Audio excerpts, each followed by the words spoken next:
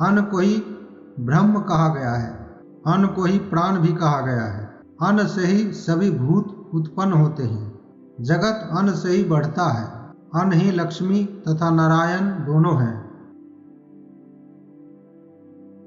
ओम श्रीमते रामानुजाय नमः। श्रीय नमः, श्रीधराय नमः। नमस्कार दोस्तों, आप इस वीडियो में देख रहे हैं पद्म महापुराण सृष्टिखंड अध्याय 21। पद्म महापुराण सृष्टिखंड के अध्याय 21 का प्रथम भाग आपने पिछले वीडियो में देखा। अब पद्म महापुराण सृष्टिखंड अध्याय 21 का दूसरा भाग इस वीडियो में देखें। जय श्री कृष्णा दोस्तों। गंगा पुत्र भीष्म पुलस्त ऋषि से कहते हैं, हे भगवान, मैं उस दान के उत्तम महात्म को सुनना चाहता हूँ जो दान परलोक में अक्षय तथा देवों एवं ऋषियों के समूह द्वारा पूजित होता है।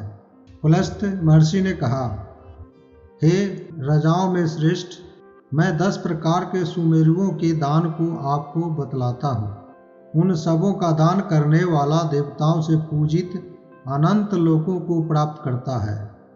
जिस फल को पुराणों तथा वेदों के पढ़ने से अथवा यज्ञों को करने से नहीं प्राप्त किया जा सकता है, जो फल दानों को करने से होता है, इसलिए मैं क्रमशः पर्वतों के दान का वर्णन करूंगा।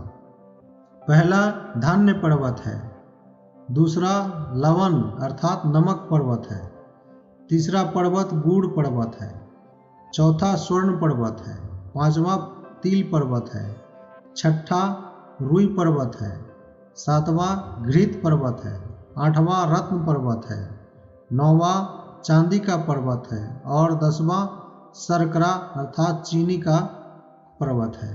अब मैं इस सबों के दान का विधान क्रमशः बतलाता हूँ। उत्तरायण आदि आयनों के बदलने पर पवित्र विषु काल में व्यतिपात योग के होने पर अथवा दिन क्षय के समय अथवा शुक्ल पक्ष की तृतीया तिथि को या ग्रहण के समय या चंद्रमा का क्षय होने पर या विवाह के समय या यज्ञ के समय अथवा द्वादशी तिथि को अक्षय पूर्णिमा के दिन या किसी पवित्र नक्षत्र में विधि पूर्वक कार्तिक पूर्णिमा के दिन ज्येष्ठ पुष्कर में धान्य पर्वत आदि का दान देना चाहिए।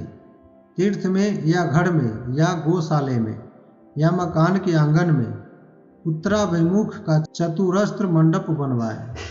पूर्व की ओर जिसका जल बहता हो अथवा पूर्वाभिमुख होकर विधि पूर्वक इन दोनों को करें। सबसे पहले गोबर से लिपी हुई भूमि पर कुशों को बिछाएं। उसके बीच में निष्कंभ पर्वत से युक्त पर्वत का निर्माण करें। 1000 द्रोण धान्य का पर्वत सर्वोत्तम कोटि का होता है, 500 द्रोण का मध्यम कोटि का और 300 द्रोण का अधम कोटि का धान्य पर्वत होता है।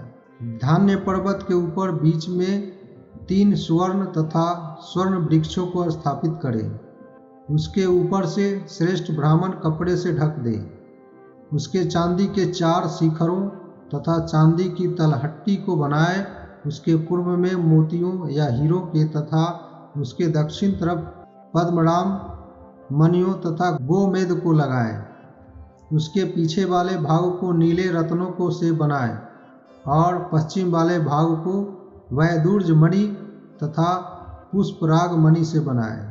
चारों ओर से श्रीखंड के टुकड़ों तथा मूंगे से लताओं को बनाएं। उन वृक्षों को मोतियों से बने प्रस्तरों से युक्त होना चाहिए। इस धान्य पर्वत पर ब्रह्मा, विष्णु, रुद्र एवं सूर्य की सुवर्ण से बनी हुई मूर्तियां होना चाहिए। उस धान्य सुमेरु की कंदराओं को ईख दंड से घिरा होना चाहिए। उसके सभी दिशाओं में घृत रूपी जल चूते रहना चाहिए।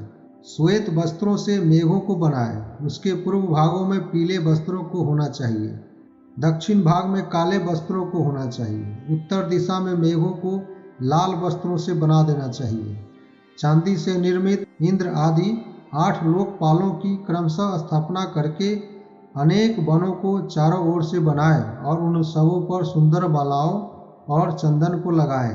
उसके ऊपर 5 रंगों की चांदनी लगाकर उसे उजले पुष्पों से अलंकृत करें। इस तरह से सुमेरु पर्वत का निर्माण करके उसमें विषकंभ गिरियों को क्रमशः उसे सुमेरु के चौथाई भाग में चारों दिशाओं में स्थापित करके पुष्पों तथा चंदन आदि से अलंकृत करें। पूर्व दिशा में मंदराचल की स्थापना करें, वह अनेक सुवर्णमय फलों से परिपूर्ण हो। दक्षिण दिशा में गेहूं की राशि से परिपूर्ण तथा स्वर्णमय गंधमादन पर्वत को स्थापित करें। स्वर्ण निर्मित भगवान विष्णु से युक्त वस्त्र निर्मित मानसरोवर वहां होना चाहिए। उसे चांदी से बने वनों से युक्त होना चाहिए। उसके पश्चिम भाग में तिल निर्मित पर्वत होना चाहिए। उसके आगे दही के समान ध्वल जल को वस्त्र निर्मित होना चाहिए। उसके बाद उत्तर दिशा में उरद और वस्त्र से सुपार्श पर्वत को बनाकर स्थापना करें। उसके पुष्पों से युक्त स्वर्ण निर्मित वट वृक्ष को उसके ऊपर होना चाहिए। फिर उस स्वर्ण के पताकों से सुशोभित बनाए। मधुमक्खी के छातों से सरस वन तथा चांदी से सुशोभित चांदनी से अलंकृत करके चारों वेदों के ज्ञाता दांत सदाचार संपन्न श्रेष्ठ विद्वानों द्वारा होम कराए। एक हाथ का कुंड बनाकर तिल, यव, घृत तथा कुश से होम कराए। रात्रि में सौम्य गीतों के द्वारा जागरण करें। पुलस्त्य ऋषि बोले, अब मैं पर्वतों का आवाहन बतलाता हूँ। हे देव पर्वत सुमेरु, आप सभी देवताओं के आश्रय स्वरूप हैं। अतएव हमारे विरुद्ध रहने वाले समस्त हमारे गढ़ के तत्वों को विनष्ट करें। आप हमारे गढ़ में सर्वोत्तम शांति स्थापित करें। मैंने आपकी परमा भक्ति पूर्वक पूजा की है। आप ही रुद्र, ब्रह्मा, विष्णु, सूर्य तथा संपूर्ण मूर्त एवं अमूर्त द्रव्य स्वरूप कारण तत्व हैं। अतएव आप मेरी रक्षा करें, क्योंकि आप लोकपालों तथा परमात्मा के मंदिर हैं। आप रुद्र, आदित्य तथा वसुओं के भी मंदिर हैं। अतएव आप मेरी रक्षा इस दुखमय संसार सागर से करें। इस तरह से सुमेरु की पूजा करके मंदराचल की भी पूजा करें और कहें, हे पर्वत, आप चैत्र रथ वंश से तथा भद्राश्व वर्ष से सुशोभित होते हैं। अतएव आप शीघ्र मेरी तुष्टि करें। हे गंधमादन, तुम जम्बू द्वीप के चूड़ामणि हो। गंधर्वगण से सुशोभित आप मेरे यश को सुदृढ़ बनाए। चूँकि आप केतुमाल वन तथा वैभ्राज वन से तथा सुवर्णमय प्रस्तरों से सुशोभित हैं, अतएव आप मेरी पुष्टि को निश्चल बनाए। चूँकि तुम उत्तर कुरु वर्ष तथा सावित्र वन में सुशोभित हो, अतएव हे सुपार्श पर्वत, आप मेरी श्री की रक्षा करें। इस तरह से सभी पर्वतों का आवाहन करके प्रातः काल स्नान करें। बीच के श्रेष्ठ पर्वत को अपने आचार्य को दान दे दे। हे राजन, इसके बाद विषकंभ पर्वतों को ऋतबीजों को दान दे। हे पार्थिव, 24 गायों का या 10 गायों का दान करे, या 7 या 8 गायों का दान कर दे। यदि शक्ति न हो तो 5 गायों का दान दे। कम से कम 1 दूध देने वाली कपिला गौ का दान आचार्य को अवश्य दे। सभी पर्वतों के दान की यही विधि है। उनके पूजन के वे ही मंत्र हैं तथा उनकी सामग्रियाँ भी वही है जो धान्य पर्वत की सामग्री है। ग्रहों, लोकपालों तथा ब्रह्मा आदि की भी पूर्ववत की ही स्थापना करें। उन पर्वतों के मंत्रों से ही सर्वत्र होम करना चाहिए। व्रती को सदा उपवास करना चाहिए। यदि उपवास करने का सामर्थ्य न हो तो रात्रि में भोजन कर ले। हे राजन, आप सभी पर्वतों के विधान को क्रमशः सुने। उन पर्वतों का दान करने से जो फल होते हैं उन सबों को आप सुने। अन्न को ही ब्रह्म कहा गया है, अन्न को ही प्राण भी कहा गया है। अन्न से ही सभी भूत उत्पन्न होते हैं। जगत अन्न से ही बढ़ता है। अन्न ही लक्ष्मी तथा नारायण दोनों हैं। अतएव हे नरोत्तम, आप धन्य पर्वत के रूप से मेरी रक्षा करें। इस विधि से जो धान्यमय पर्वत का दान करता है वह देवलोक में 100 मनवंतरों से भी अधिक समय तक पूजित होता है। हे राजश्रेष्ठ, वह पुरुष अप्सराओं तथा गंधर्वों से परिपूर्ण विमान से स्वर्गलोक में जाता है और धर्मों की समाप्ति हो जाने पर इस संसार में वह राजराज अर्थात राजाओं का भी राजा होता है। अब मैं उत्तम लवणाचल पर्वत का वर्णन करता हूँ। उसका दान करने वाला मनुष्य शिवलोक में जाता है। 16 द्रोणों का लवणाचल उत्तम होता है, 8 द्रोण का यह मध्यम होता है और 4 द्रोण का नमक पर्वत अधम कोटि का होता है। निर्धन व्यक्ति 1 द्रोण से अधिक जितना हो सके उतने का ही अपनी शक्ति के अनुसार लवणाचल बनाए। जितने भी द्रोण का बनाए उसके चौथाई नमक से वह विस्कंभ पर्वतों को बनाए। ब्रह्मा आदि का विधान धान्य पर्वत के ही समान करना चाहिए। उसी के समान सोने के लोकपाल आदि को बनाना चाहिए।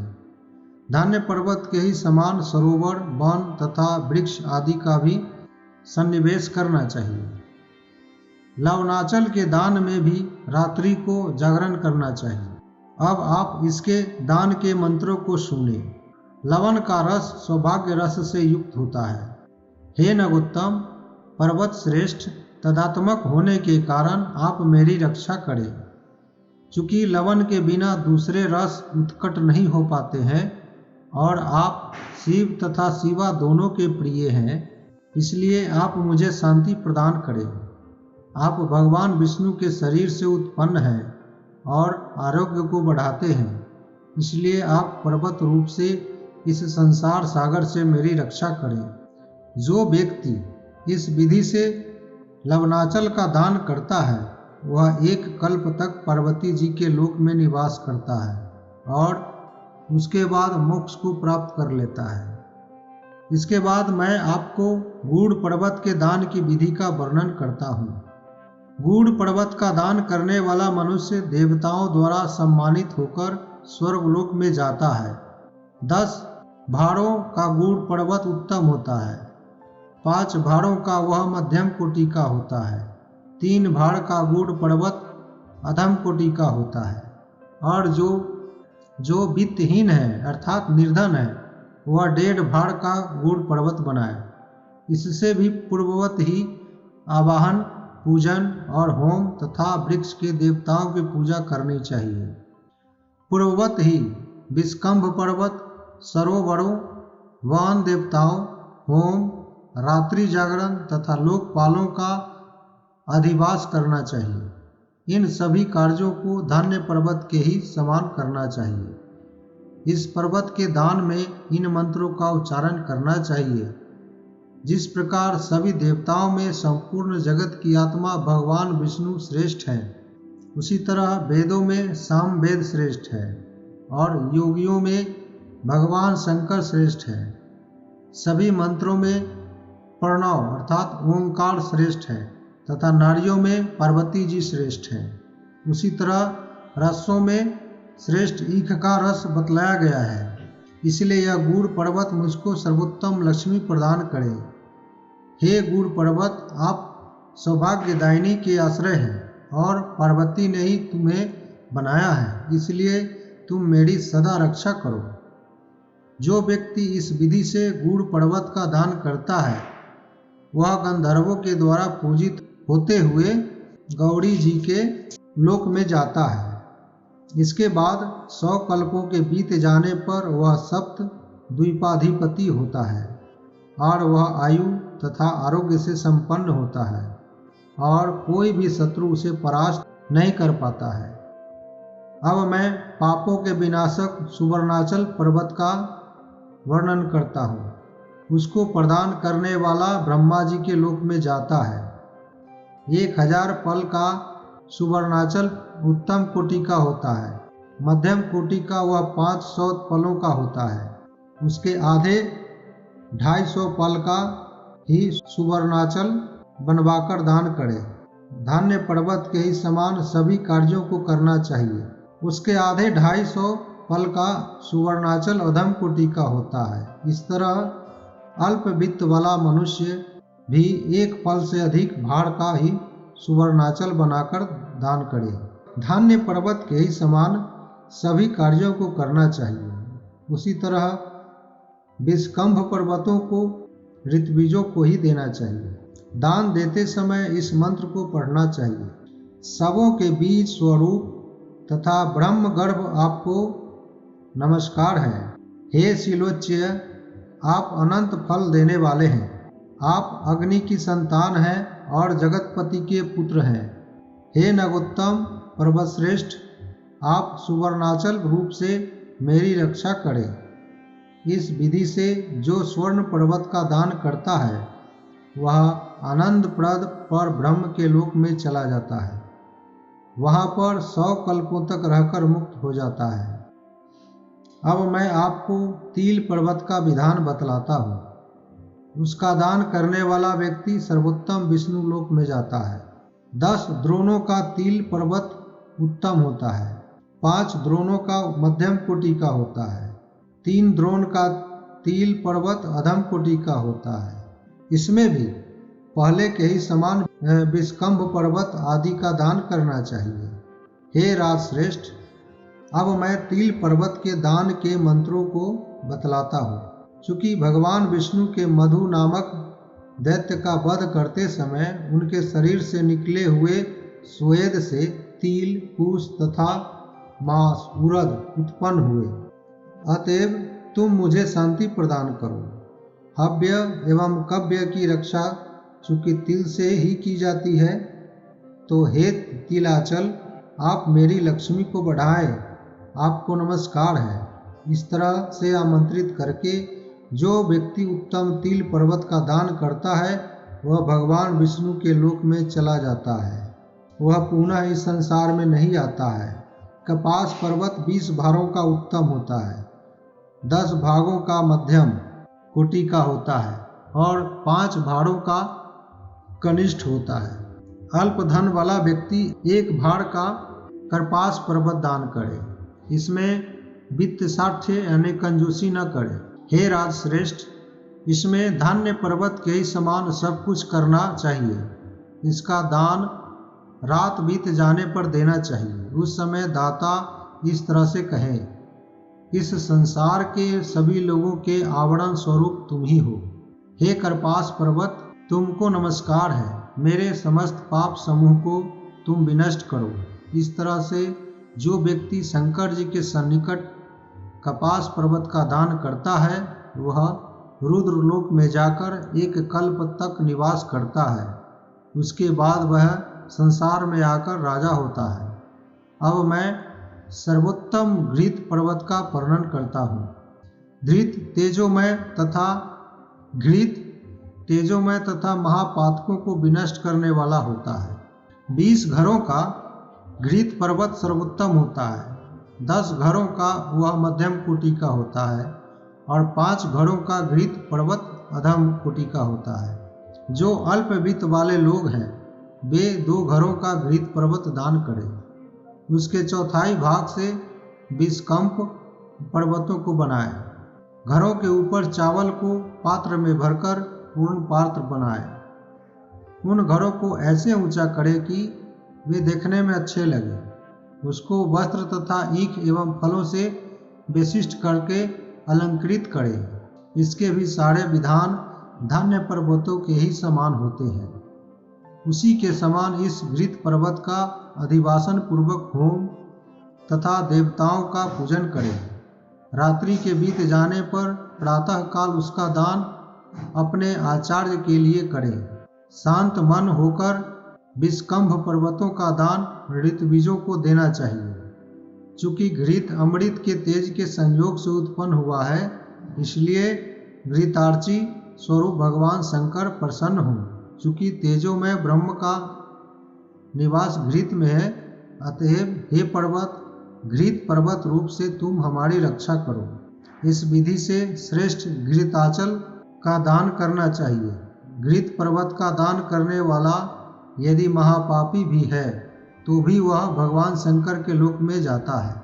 हंसों तथा सारस आदि पक्षियों से युक्त, जिसमें घुंघरू बंधे हुए रहते हैं, ऐसे अप्सराओं, सिद्धों तथा विद्याधरों से युक्त विमान से घृत पर्वत का दान करने वाला पुरुष प्रलय काल पर्यंत पितृगणों के साथ अपनी इच्छानुसार विचरण करता है। अब मैं श्रेष्ठ रत्न पर्वत के दान की विधि का वर्णन करता हूँ। 1000 मुक्ताओं का रत्नाचल उत्तम कोटि का होता है, 500 मुक्ताओं का वह मध्यम कोटि का होता है और 300 मुक्ताओं का वह अधम कोटि का होता है। जितनी मुक्ताओं का रत्नाचल बनाए उसके चतुर्थ अंश से विस्कंभ पर्वतों को बनाए। पूर्व दिशा में हीरा और गोमेद से, दक्षिण दिशा में इंद्र, नीलमणि से तथा पुष्परान मणि से गंधमादन नामक विस्कंभक पर्वत का निर्माण करना चाहिए। पश्चिम दिशा में वैडूर्य तथा विद्रुम दोनों को मिलाकर विस्कंभक पर्वत का निर्माण करें। स्वर्ण के साथ पद्मराग मणियों के द्वारा उत्तर दिशा में विस्कंभक पर्वत का निर्माण करें। धान्य पर्वत के ही समान इस रत्न पर्वत के भी दान तथा सारे कार्यों को करना चाहिए। उसी के समान वाहनों का निर्माण करके वृक्षों और देवताओं को स्वर्ण का बनवाना चाहिए। उन सबों की पूजा चंदन तथा फूलों से करना चाहिए एवं प्रातःकाल सबों का विसर्जन करें। धान्य पर्वत के ही समान आचार्य एवं ऋतबीजों के द्वारा इस मंत्र का उच्चारण करना चाहिए।